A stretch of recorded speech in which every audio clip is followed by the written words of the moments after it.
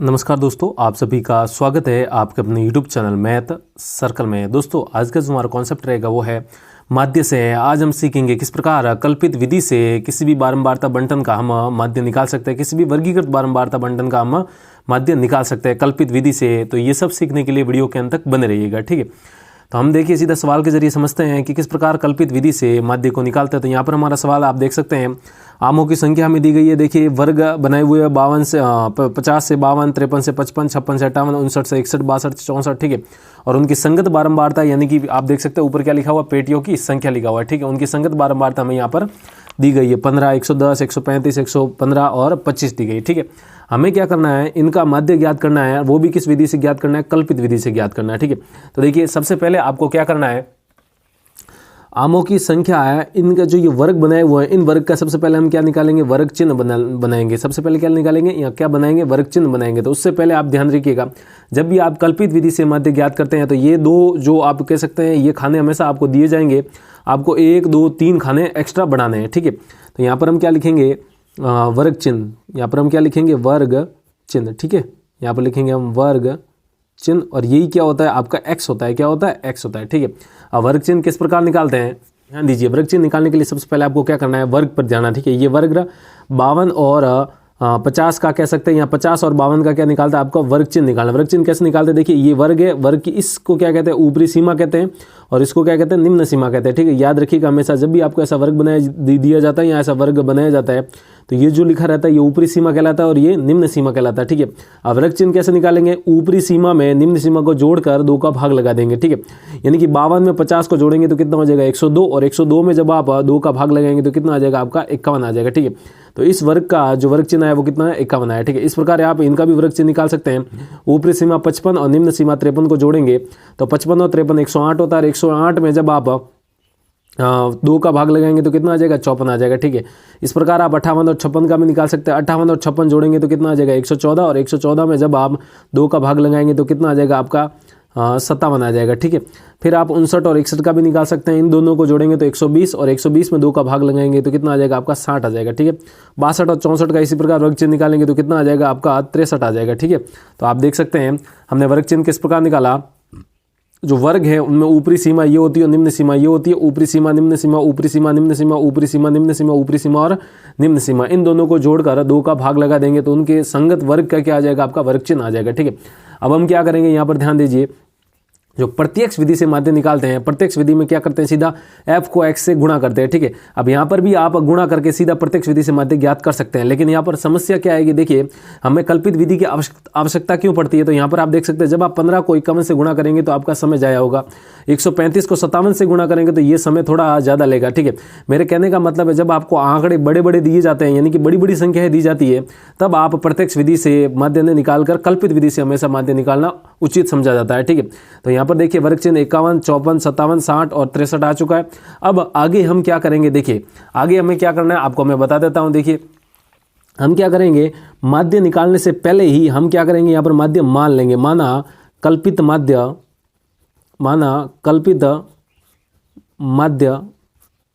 और उस कल्पित माध्य को यहाँ पर शॉर्ट में किससे लिखेंगे, ए से लिखेंगे, ध्यान रखिएगा। और वो कितना मानना है, तो देखिए यहाँ पर ध्यान दीजिएगा किस प्रकार कल्पित माध्य को मानना है। तो आपके सामने देखिए वर्ग चिन्ह बना दिया हमने, वर्ग चिन्ह 51, 54, 57, 60 और 63 आया। अब हमें क्या करना है, आप देख सकते हैं ये जो वर्ग चिन्ह है नहीं, इनमें जो बीच वाली संख्या हो, ज्यादातर आपको वैसे वर्ग चिन्ह में से आप कोई भी संख्या को आप कल्पित माध्य मान सकते हैं, लेकिन हमें हमेशा क्या करना है, अपनी गणना को आसान करने के लिए जो बीच में संख्या आती है, देखिए यहाँ पर देखिए बीच में संख्या कौन है, 57 है। अब बीच में कब आएगी, जब वो विषम बार है, जैसे 1, 2, 3, 4, 5 बार है तो जो 3 है वो बीच में आएगा। अगर यदि सम बार हो तो बीच में 2 जने आएंगे, उन दोनों में से आप कोई भी संख्या को आप कल्पित माध्य मान सकते हैं, ठीक है। तो यहाँ पर हमारे बीच में देखिए कौन सी संख्या आ रही है, 57 आ रही है। तो हम क्या करेंगे, इस 57 को ही क्या मान लेंगे, कल्पित माध्य मान लेंगे, ठीक है। तो माना कल्पित विधि में ये करते हैं, तो माना कल्पित माध्य हम कितना मान लेते हैं, आपका 57 मान लो, कितना मान लेते हैं, 57, ठीक है। अब आगे हमें क्या करना है, ध्यान दीजिए, आगे हम क्या करेंगे, यहाँ पर क्या निकालते हैं, डी निकालते हैं, क्या निकालते हैं, डी। यहाँ पर डी, अब डी कैसे निकालेंगे, तो डी बराबर क्या होता है, यहाँ पर लिख देता हूं मैं, x माइनस ए होता है। डी बराबर क्या होता है, x माइनस ए। x का मतलब ये रहे x सारे, x1, x2, x3, x4 और x5, ये सारे x है, और उसमें से क्या घटाना है, हमें a घटाना है। a हमें अभी क्या माना था, a हमें 57 माना था। आप देख सकते हैं कल्पित माध्य माना, कल्पित माध्य कितना माना है हमने, a माना, और a ये क्या है 57 है, ठीक है। अब हम क्या करेंगे, ध्यान दीजिए, यहाँ पर निकालेंगे डी बराबर क्या होता है x माइनस ए। तो यहाँ पर देखिए x क्या है, यहाँ पर x के मान ये 51 है और 51 माइनस ए का मान 57। तो 51 माइनस 57 कितना हो जाएगा आपका माइनस का 6 आ जाएगा, ठीक है। फिर आप क्या करेंगे 54 माइनस 57 यानी कि x ये रहा और ये a है। भाई a हमने कितना माना है 57 माना है, तो हम क्या करेंगे x में से a घटा देंगे, यानी कि 54 में से 57 घटाएंगे तो कितना आ जाएगा आपका माइनस का 3 आ जाएगा। फिर 57 माइनस 57 करेंगे तो कितना आ जाएगा 0 आ जाएगा। फिर आपको 60 में से 57 घटाना है, यानी कि देखिए x के मान है ये और इसमें से a का मान अभी कांस्टेंट है यानी कि नियत है वो कितना है 57 है। तो 60 में से 57 घटाएंगे तो कितना आ जाएगा आपका प्लस का 3। फिर 63 में से आप 57 घटाएंगे तो कितना आ जाएगा आपका प्लस का 6 आ जाएगा, ठीक है। इतना हो जाएगा। इसके बाद हमें क्या करना है, ध्यान दीजिए, वहां पर हम क्या निकाल देते हैं f गुणा x निकालते। तो अब यहाँ पर हमें क्या निकालना है आपको f गुणा d, ये रहा f और इसको किससे गुणा करवाना d को, यानी कि d से गुणा कराएंगे तो f गुणा d निकालेंगे यहाँ पर, ठीक है। वहां पर f गुणा x था तो यहाँ पर f गुणा d निकालेंगे। अब देखिए क्या करते हैं, यहाँ पर ध्यान दीजिए। अब यहाँ पर ये जो f है कितना है 15 है और यहाँ पर d कितना -6 है। तो 15 को आप -6 से गुणा करवा देंगे तो इसका चिन्ह कुछ नहीं है, मतलब प्लस है, तो प्लस को माइनस से गुणा करवाएंगे तो कितना आ जाएगा माइनस, और 15 को 6 से गुणा करवा देंगे तो कितना आ जाएगा आपका 90 आ जाएगा, ठीक है। फिर देखिए इस 110 को -3 से गुणा करवाना है तो प्लस गुणा माइनस माइनस हो जाएगा और 110 को 3 से गुणा करवाएंगे तो कितना आ जाएगा आपका 330 आ जाएगा, ठीक है। फिर 135 को 0 से गुणा करवाना, तो 135 को जब 0 से गुणा करवाएंगे तो कितना आ जाता है 0 आ जाता है, ठीक है। फिर आपको 115 को 3 से गुणा करवाना, तो 115 को जब 3 से गुणा करवाएंगे तो कितना आ जाएगा 345 आ जाएगा। फिर आपको 25 को 6 से गुणा कराएंगे तो 25 छक्के कितना हो जाएगा आपका 150 आ जाएगा, ठीक है। अब हम क्या करेंगे, यहाँ पर ध्यान दे सकते हैं, वहाँ पर भी प्रत्यक्ष विधि में हम क्या करते थे, इस जो अंतिम खाना होता था इसमें हम क्या लिखते थे योग। तो यहाँ पर भी आपको क्या लिखना है, योग लिखना है। क्या लिखेंगे, योग। अब यहाँ पर हमें सबसे पहले योग किसका निकालेंगे, सिग्मा एफ, यानी कि इन सभी बारंबारताओं को हम क्या निकालेंगे यहाँ पर, यानी कि इन सभी बारंबारताओं को यहाँ पर क्या निकालेंगे हम, योग, यानी कि सम निकालेंगे। तो जब आप इन सबको जोड़ते हैं तो देखिए कितना आएगा, 15 को जब इसमें जोड़ेंगे तो कितना हो जाएगा आपका 150, 150 में जब आप 110 जोड़ेंगे तो कितना हो जाएगा 260, 260 में देखिए ये 15 इसको दीजिए 40 तो 300 और 100 कितना हो जाएगा 400। तो यहाँ पर लिख सकते हैं आप सिग्मा एफ कितना आ जाएगा आपका 400 आ जाएगा। कितना आ जाएगा 400। अब हम क्या करेंगे, इसको नहीं जोड़ना है, इसको भी नहीं जोड़ना है, यानी कि वर्ग चिन्ह की जो खाना है उसको भी नहीं जोड़ना है और आपको डी के भी नहीं जोड़ना है, सीधा किसको जोड़ना है, एफ गुणा डी को। तो यहाँ पर लिखेंगे सिग्मा एफ गुणा डी, यानी कि इन एफ गुणा डी जो आए हैं सारे इनको आपस में जोड़ेंगे। तो इनको जोड़ने पर कितना आएगा, ध्यान दीजिए किस प्रकार जोड़ते हैं, तो ध्यान दीजिएगा। देखिए ये माइनस का 330 और ये प्लस का 345 है, जब आप इनको जोड़ेंगे तो कितना बचेगा आपका प्लस का 15 बचेगा। कितना बचेगा, प्लस का 15 बचेगा, ठीक है।